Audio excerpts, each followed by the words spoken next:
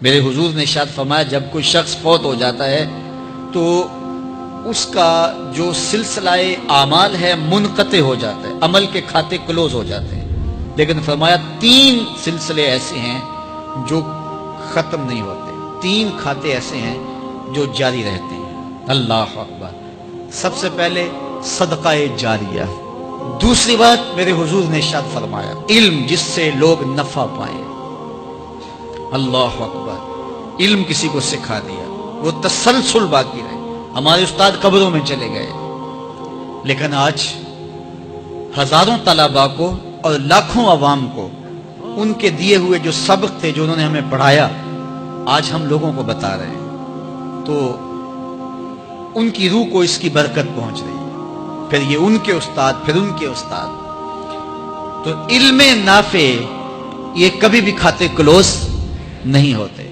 اور تیسری بات میرے حضور نے فرمایا نیک اولاد جو ماں باپ کے لیے مغفرت کی دعائیں کرتی ہے، یہ صدقہ جاریہ ہے، یہ کبھی بھی ختم ہونے والا سلسلہ نہیں ہے۔ میں کہتا ہوں کہ اولاد اگر نیک ہے، اہتمام سے دعا نہیں بھی کرے گی تو دن میں کتنی مرتبہ کہے گی ربنا اغفر لی ولوالدی، اے اللہ مجھے بھی بخش دے، میرے ماں باپ کی بھی مغفرت کر دے۔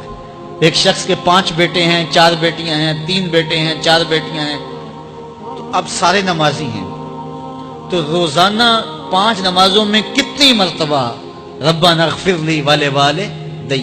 تو اولاد والدین کے لیے اسپیشل دعا کرتی ہے جو ہے وہ نماز کے اندر، اور اگر اولاد صالح نہیں ہے تو نماز کے اندر دعا کرنا تو دور کی بات ہے، چونکہ وہ نماز نہیں پڑھتی، صالح نہیں ہے، تو دعا کیا کرنی ہے؟ ایسی اولادوں کو بھی میں جانتا ہوں جنہوں نے اپنی سکی ماں کا جنازہ نہیں پڑھا، سکے باپ کا جنازہ نہیں پڑھا۔ ویسے ایک ایسے بد نصیب کو میں جانتا ہوں جس نے واقعتاً نہیں پڑھا، آیا ہی نہیں، قبرستان میں بھی نہیں آیا، لیکن بہت سارے ایسے لوگوں کو میں جانتا ہوں جو قبرستان میں آئے ہیں لیکن اپنے باپ کا، اپنی ماں کا جنازہ نہیں پڑھا، جنازگاہ میں کھڑے رہے، جنازہ نہیں پڑھا۔ آپ سوچتے ہوں گے کوئی ایسا بد نصیب بھی ہو سکتا ہے؟ میں کہتا ہوں ایسے بد نصیب لوگوں کو آپ بھی جانتے ہیں۔ یہ کون بد نصیب ہیں؟ جنہیں جنازہ آتا نہیں، ساری زندگی لوگوں کے جنازوں میں رسمن کھڑے ہو کے آ جاتے ہیں، جنازہ آتا ہو تو کچھ پڑھے، جاتے ہیں ہر جنازے میں ہیں لیکن نماز جنازہ ہی نہیں آتی، تو کھڑے ہو کے لوگوں کو دیکھ کر کے سلام پھیر دیا، لوگوں کو دیکھ کر کے ہاتھ چھوڑ دیے، اور جو ہے وہ جنازہ پڑھنے گئے تھے۔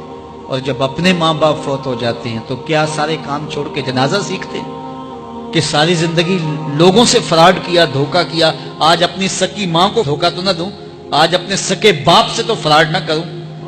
ساری زندگی جو لوگوں سے فراڈ کرتا رہا، پھر ایک دن اپنی سکی ماں سے بھی فراڈ کیا، اپنے سکے باپ سے بھی فراڈ کیا۔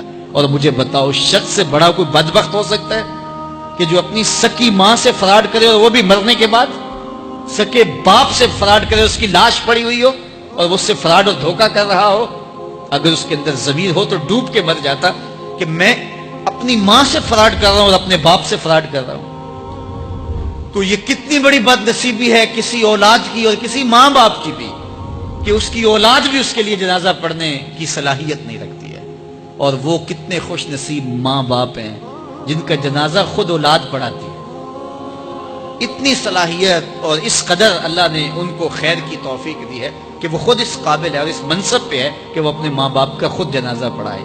کوئی جنازہ پڑھائے بڑی برکت ہے، لیکن جس خلوص سے بیٹا دعا کر سکتا ہے کوئی اور تو نہیں کر سکتا ہے۔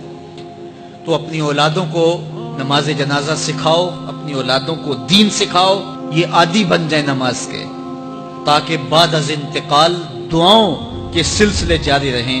جو شخص روزانہ اپنے والدین کے لیے مغفرت کی دعا مانگے، والدین زندہ ہوں تب بھی، فوت ہو گئے ہوں تب بھی، علماء فرماتے ہیں ساری زندگی اس کے رزق میں بے برکتی نہیں آ سکتی۔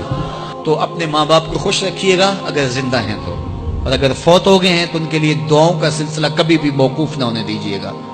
5 گانا نمازوں میں تو دعا چلتی ہی رہتی ہے، اس کے علاوہ بھی دعا مانگے۔ اللہ آپ کو، مجھے، سب کو اپنی رحمتوں کے سائے میں رکھے، ہم سب کے ماں باپ کی مغفرت فرمائے۔